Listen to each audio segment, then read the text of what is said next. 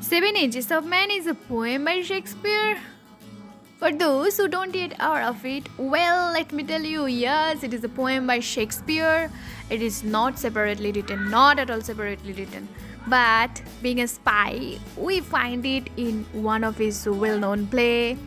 We will be looking at this poem, its source, explanation, critical analysis, and rest of the other things.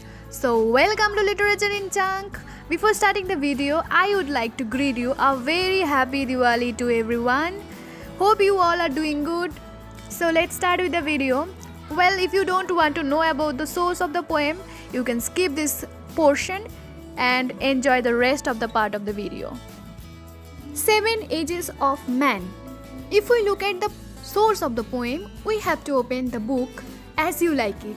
No, it's not a book you like, but it is a play, a comedy by Shakespeare, As You Like It, where we have the 7 famous songs and many remarkable dialogues.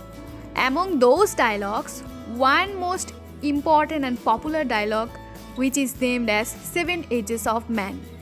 And that very song or poem takes place in Act 2, Scene 7 of the play. This dialogue is made by the mouth of a dreamy philosopher named Jacques, while he was talking to Duke Senior and Orlando in the forest of Arden. This poem is a reply by Jack to Duke Senior's statement of being unhappy in this world. Are not the 7 ages of man seems to have a philosophical importance? Yes, for sure. Aristotle had proposed 4 ages of man. Also, in our ancient India, we have only 4 ages of man, namely Brahmacharya, Grihastha, Vanaprastha, and lastly the Sannyas. It is only after Shakespeare who divided the ages of man into 7 parts. Okay, now if we go for the theme of the poem, has philosophical reflection on life and affirms our roles in it. Human life is being divided into simple stages, and a sweeping generalization is made through this poem. About every individual's progress in life has been stated through the 7 lines of this dialogue or poem. Here we have the poem 7 Ages of Man. All the world's a stage, all men and women are merely players.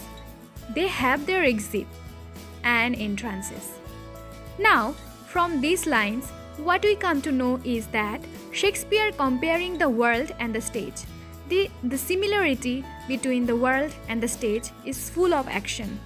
It also invokes the idea that the world is a stage where men and women or the actors are the merely human being playing their role of an individual of certain stages.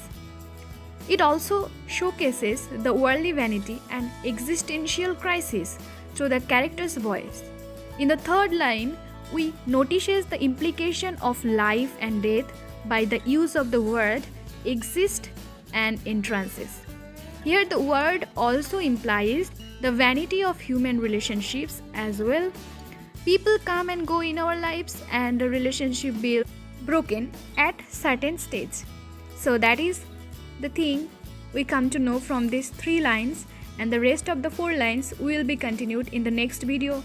Till then, take care, bye bye, and stay tuned with the video's notification.